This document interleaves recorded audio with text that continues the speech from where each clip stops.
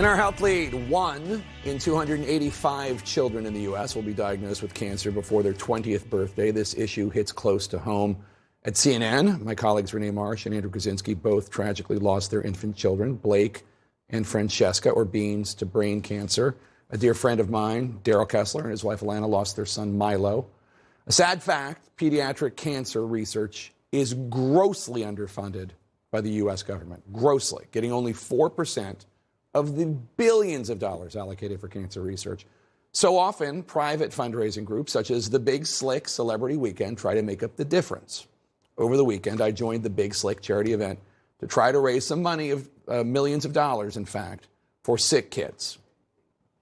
It'll be chaos from the first whistle to the final buzzer. It's an annual event unlike any other. I'm excited to raise a lot of money and a lot of awareness for Children's Mercy. A massive celebrity fundraiser hosted by some of Kansas City's most famous names, all to benefit Children's Mercy Hospital. They are making a difference in the fight against pediatric cancer. That mission is absolutely worthy of time and energy. And this is our hometown. And this place is amazing, so I want to support it. And I know these guys and gals do too. What started 14 years ago as a poker tournament hosted by Rob Riggle, Paul Rudd, and Jason Sudeikis is now a weekend filled with more than 40 celebrity guests who schmooze with donors, perform at an over-the-top show, and play softball at the K, this year featuring Kansas City Chiefs quarterback and MVP Patrick Mahomes. I mean, honestly, it feels just like a Chiefs football game.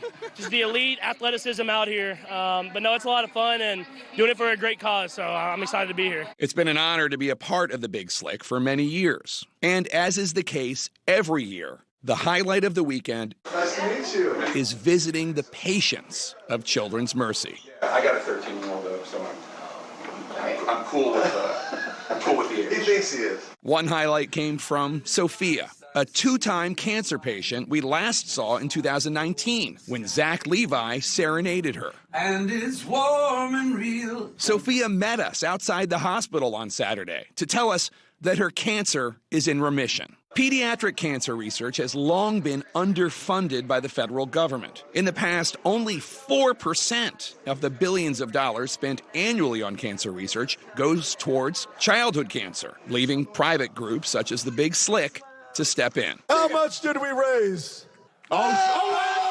This year, breaking a record, the group raising more than $3.5 million for Children's Mercy Hospital. That means since we started Big Slick, because of tonight and because of all of you, we have raised over $20 million. An honor, as always. But let's talk about this bigger issue here. Joining us to discuss, Nancy Goodman. She's the founder and executive director of kidsvcancer.org. Kidsvcancer.org. It's an advocacy group calling for more government funding to fight pediatric cancer. And, of course, sadly, you were enlisted in this fight because you lost your dear son, Jacob, to cancer. Pediatric brain cancer at age 10 in 2009. The kind of pediatric brain cancer he had in 2009, would the odds have increased if he got it today? And Jake, no. You know, for all our effort, for the Big Slick, fundraising projects and everything we've done at Kids v Cancer, the kid who gets diagnosed with Jacob's form of medulloblastoma will have the same outcome, which is that he won't make it. So here's the thing. It's so amazing that Paul Rudd and Jason Sudeikis and Eric Stonestreet and Rob Riggle and Heidi Gardner and David Koechner do this every year. But in a way, they shouldn't have to. The federal government should be funding this. Why is it so underfunded? Is it because 5-year-olds, 10-year-olds don't vote? I mean, what's the reason? Well, look, I think the first problem is that the private, pharmaceutical and biotech sector, which is a huge and well-resourced and sector full of, really skilled people, invests about $30 billion a year in the U.S. in cancer research. Mm-hmm. And approximately none of it, less than 0.1%, goes to kids. Why? Okay? So it's because they're small markets. It's a hard market to get in and to make a maximum return on investment on. That's not how you make money as a biotech. And so who should be doing it? So the federal government should be doing it, and Congress should be passing laws to enact reforms to address these challenges, okay? So, for example, with respect to Congress, 5 years ago, Congress passed a bill taking the first important step that would provide that new cancer drugs developed for adults were also studied in kids. Right. Okay, so that really funneled many, many new drugs towards pediatric cancer research and millions of dollars.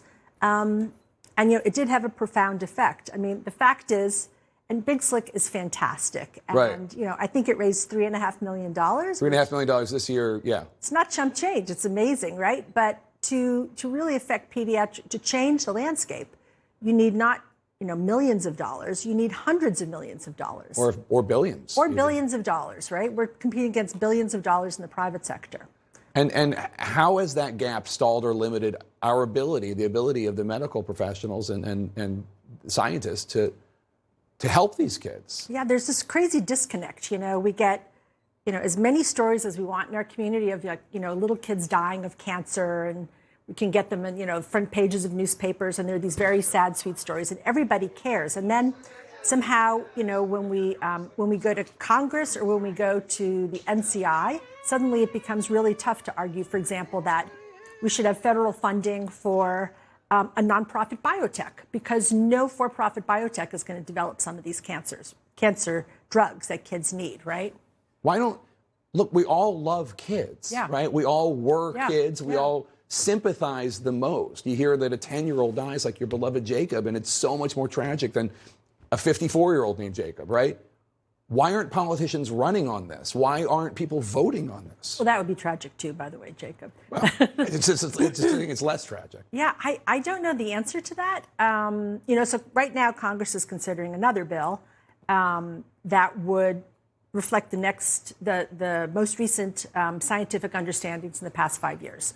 So, for example, now scientists understand that it doesn't take one new drug to find new cures for patients with cancer, that scientists need combinations of new drugs, right? But these combinations are only being used for children. So Congress is now considering a bill that would require companies developing combinations for adults with cancer to also study them in children with cancer. Doesn't cost anything, saves kids, bipartisan support, and hopefully Congress will pass the bill. You guys need to do report cards, because politicians hate getting Fs and they love getting A's. Well, do a report card, and I'll give you your answers. You know what? That would be a great September story, wouldn't it? Yeah. Back to school story. Back to school story. Yeah. Think about it. That would be a really report fun. card. Who's really good? Who's really bad on helping kids with cancer? Yeah. I'm just saying. I think that we need to get a little tougher on this. Nancy Goodman, thank you for all you do, and your Thanks so much. husband also.